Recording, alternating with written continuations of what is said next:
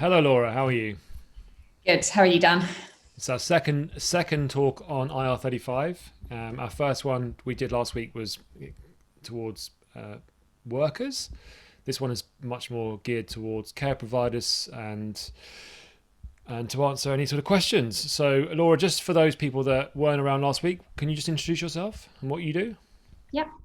So my name's Laura. I'm head of finance at Florence.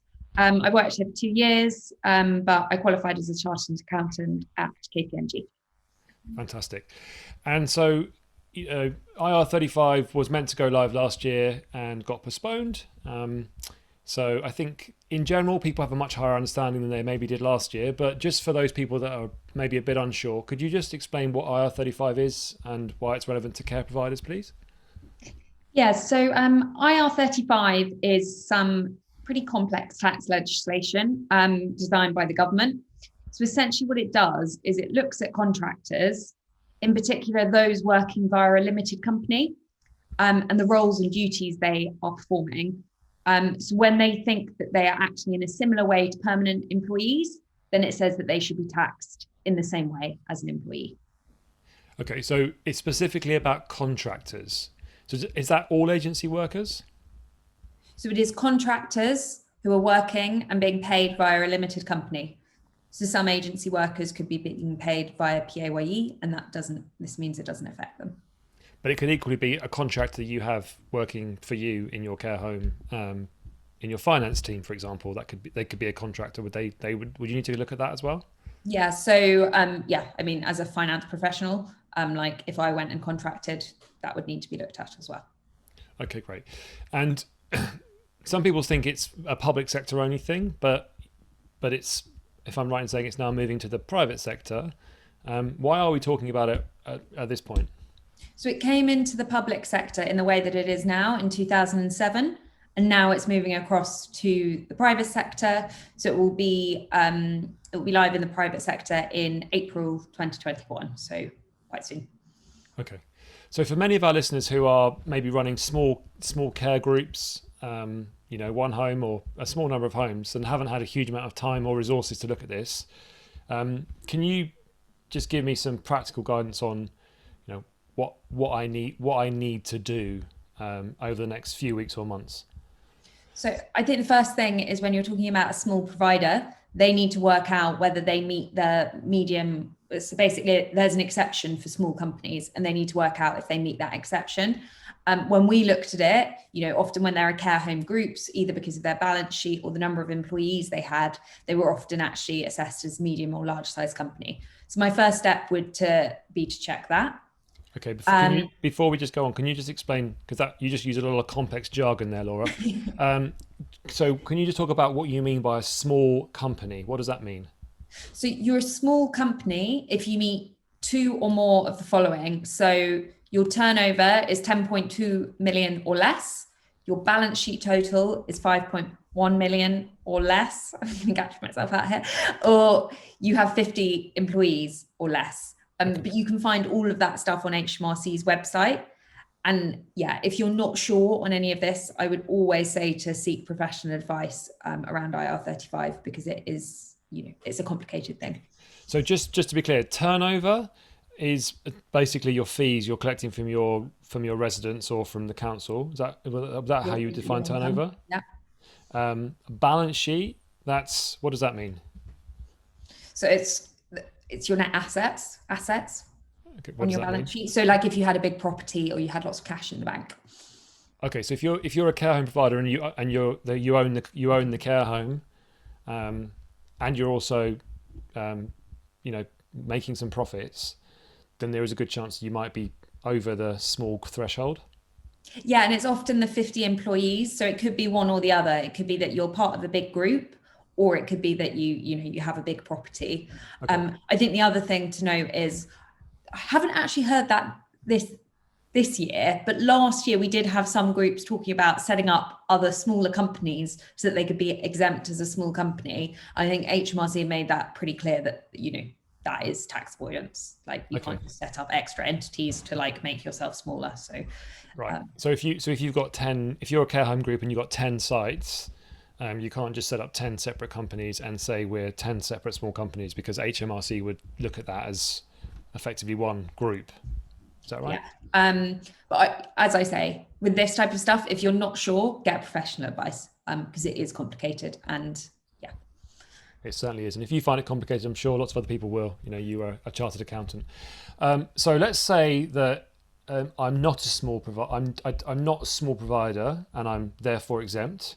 Actually, before we do that, if I'm exempt, what does that mean? So I've decided I'm a very small care home. I've got, you know, I don't own the building. I rent it. I've only got a small number of employees. What do I? Does this not apply to me then? it doesn't. So the risk. So IR35 still exists, but the obligation on who assesses whether a contract is inside or outside IR35, that should be performed by the worker, also that limited company. So they have to assess whether they're inside or outside IR35. When the rules change in April, the obligation is on you, and therefore it's up to you whether you make a mistake. If you're a small company, the obligation is still on the limited company worker, if that makes sense. Okay, so IR35, it does exist. You're just, as if you're a small company, and we don't think many care providers will be small companies, but if you are, then the risk is more on the people that are coming in to work with you.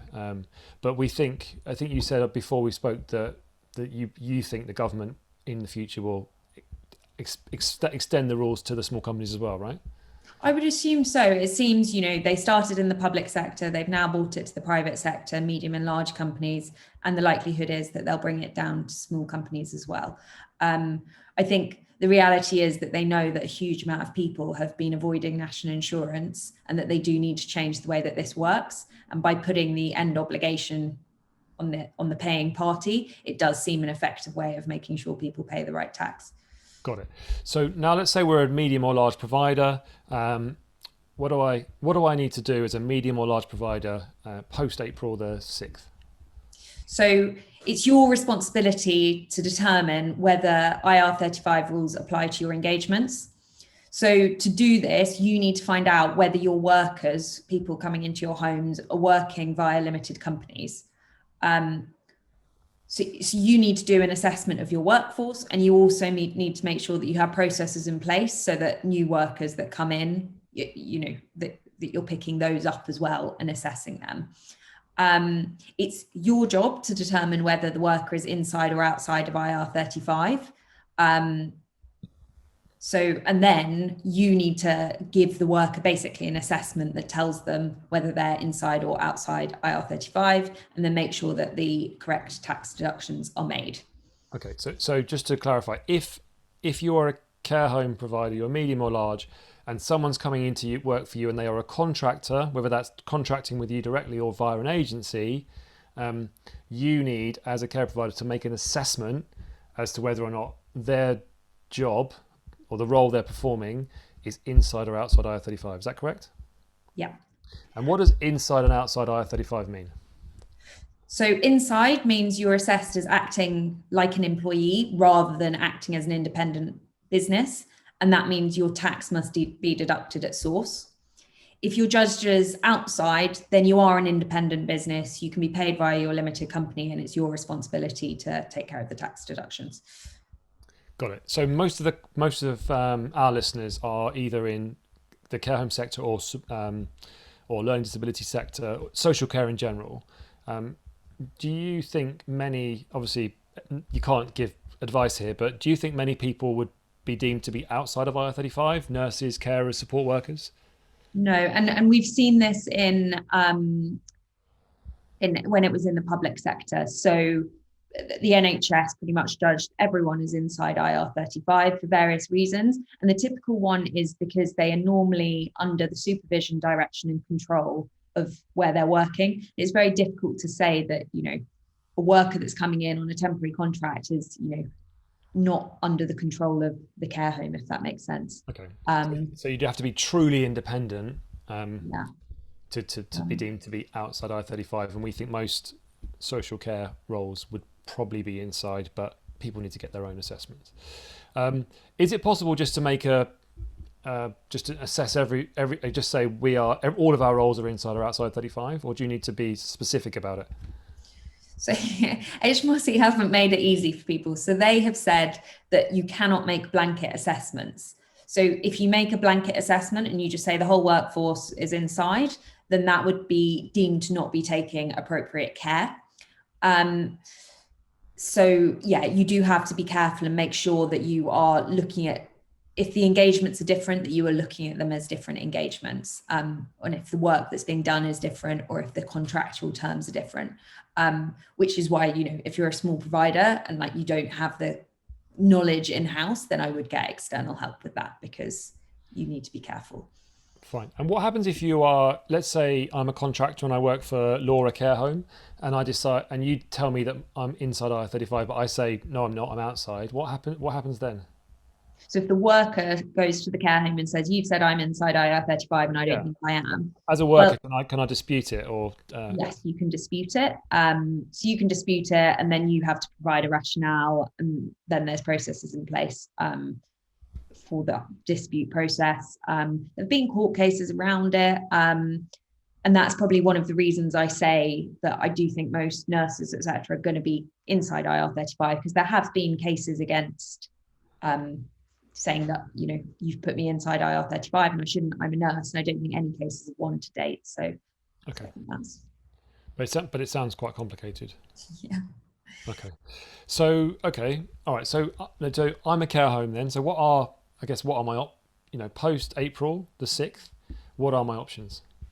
So you can reduce your agency to kind of avoid this issue. Use your bank or use your internal staff. You could only work with agencies who only operate via PAYE, which is what Florence has decided to do, or you can carry out the necessary work and make sure that you're assessing the workforce. So if you're working with an agency, the obligation is still on you to check whether the worker is inside or outside IR35. You can't depend on the agency to do that, which is annoying, but it's just the way that they've determined it. Okay. And what are you know, I think at Florence you work with quite a few different care providers. What are you seeing most providers do these days, if you can tell us that? So I think most large providers are only going to work with PAYE workers. I think the admin burden of doing assessments, the risk, because, you know, if you make the assessment wrong, then you can HMRC come after you for the tax. But also the risk that, you know, you're challenged that your assessment is incorrect. It creates quite a lot of friction in that temporary workforce. Okay. So can't I just get, if I'm a care provider, can't I just put a contract in place and make an agency sign it to sort of transfer the risk to them, and then just, not worry about what happens? No. So HMRC explicitly state that, you know, those contracts do not hold up. That is deemed 100% as not taking adequate care in your assessment. So you need to make sure you're actually talking to your agencies, understanding how the workers are working. You can't just get someone to sign a letter and be like, I dealt with it. That does not hold up in HMRC's eyes. And because you wouldn't be deemed to be taking reasonable care, you also put yourself not just at risk of the tax, but also at risk of kind of penalties as well. Okay, so you'd end up having to pay the unpaid tax, but also penalties. Essentially, yeah. Great. Okay, so most of this is around agencies, and I imagine some care providers will have direct contracts as well, but that's slightly different. So what are the agencies out there doing to ensure they can continue to work post April this year? So they can move to PAYE only. So that is, they just work with PAYE workers, and this problem kind of goes away because you don't whether a worker is limited or you don't have to do the inside outside IR35 assessment, because all the taxes are deductions are made at source anyway. So that removes kind of the need for the assessments and the checking and all of that type of thing, because everyone's just PAYE. Yep. Another option is umbrellas. So I know that we've seen a lot of workers asking for umbrella companies. To me, this doesn't really make sense, because umbrellas can't take advantage of the nursing exemption. So that VAT concession. So if the end party is VAT exempt, you're essentially adding cost along the chain. So yeah, I guess it depends what kind of your end client is. But yeah, if the end client is a VAT exempt party who can't reclaim the VAT, yeah, there's VAT being added somewhere in the chain, so it adds cost.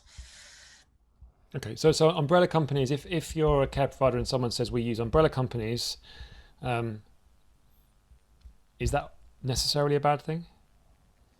I think you'd need to understand what's going on with the VAT. It wouldn't necessarily be that they'd have to charge it on to you, but if they aren't charging you VAT, then they wouldn't be able to reclaim the VAT associated with those shifts. So where has that 20% additional cost gone would be kind of my question. I'd be a bit confused about what they're doing. Okay, so I would double check that too, because working with dodgy agencies obviously puts you at risk as well. You know, if the agency collapses, HMRC will go after the end client, you know, so you do need to be careful that you're checking who your providers are and that they're doing these things properly. Okay, so it's worth asking a few questions and getting a bit more information if someone isn't using PAYE. And are many agencies still continuing to offer shifts via limited companies? Yeah, so I guess the other thing is they could continue working with limited companies, but then it would be, if you are working with an agency that is offering limited companies, then you need to be performing an assessment on the workers. So you could carry on working with limited companies. They'd be assessed most probably as inside IR35 by yourselves, and then you'd need to tell the agency to make that deduction, as well as issuing that statement to the worker. So it just adds a bit more admin.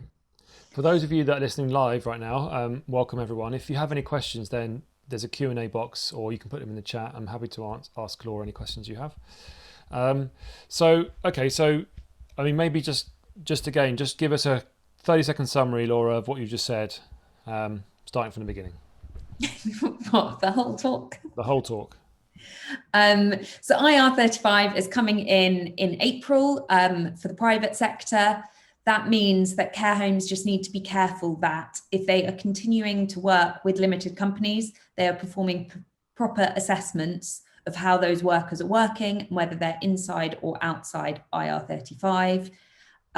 If they're not sure, I would always get professional advice around this, because the risk is quite big, because HMRC could come after you for quite a lot of tax if you haven't been paying it properly, as well as penalties and fines and all of this. So if you're not sure, I would always seek professional advice around IR35, because it's complicated and it's high risk.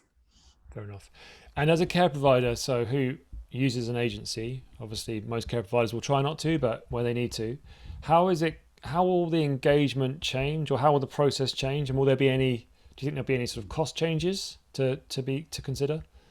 So it's a difficult one, because if workers are assessing themselves as inside IR35, then they should be paying that national insurance anyway. I think what we'll find is a lot of workers, they may be assessing themselves, but they might not be doing it correctly, or might not make the same judgment as the care home. And that means that there'll be that additional national insurance cost. And that either means that the workers' wages go down, or the cost to the end provider goes up. So I would expect there to be a difference, I guess. And care homes should be wary of that. Or I guess the agencies could take less margin and try to meet them in the middle somewhere. Yeah. Okay. So, and what do you think it'll be a very smooth transition post April? No. What I suspect is, I think there's just been so much going on in the industry that everyone is so busy that it's a very difficult time for this to come in, both for the workers and for the clients. Do clients have time to be assessing all of their workforce for IR35 contracts? I mean, that it's a really difficult time for this to come in. I expect some agencies are just going to ignore it.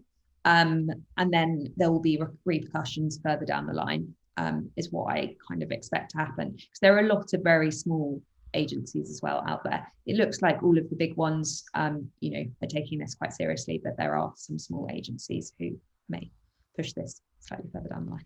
Okay. And from your experience, obviously you don't work at HMRC, but you like I imagine there'll be a period where not much happens, and then they'll clamp down on a few people and make some high profile cases out of it. Is that how it I, typically works? I suspect it will be quite like umbrella companies, which is, I guess, quite relevant to this as well. So, Okay. there are a lot of umbrella companies that were kind of promising nurses that they would get to take home 90% of their salary. HMRC have really cut down on that lately. And there are like horror cases of people being asked to pay back £30,000 of unpaid tax, and these are individuals within a week. So I think once HMRC do come down on this, yeah, it could be pretty strict, and yeah, making some press cases, I guess, out of it. Okay, fine. All right. So that's kind of the main summary of all the points for IR35 for care providers. Lots to be thought about and digested there. If people want to find out more, Laura, what would you suggest they do apart from go to an expensive accountancy firm? So there's articles on Florence. There's lots of stuff on HMRC. I actually think the guidance they've got up around IR35 is really good. There's a section around IR35 for end clients. And that also has some really good stuff around, when we've spoken about you can't make blanket assessments, you can't just give an agency a contract saying that they've done the assessment for you, that type of stuff. It includes that detail. So I think actually that's a really good resource. That's where I'd look anyway. But bottom line is you've got to spend a bit of time to make sure you understand it, to ensure that you don't fall foul and end up getting stung down the line for not taking the due care, you said, according to HMRC. Great. Well, Laura, maybe in the show notes we'll put a few of those links if you wouldn't mind sharing those, Laura, because I think people would like those, which will be available on the podcast. But Laura, thanks so much for your time, and everyone who's dialed in, thanks for listening, and see you again next week.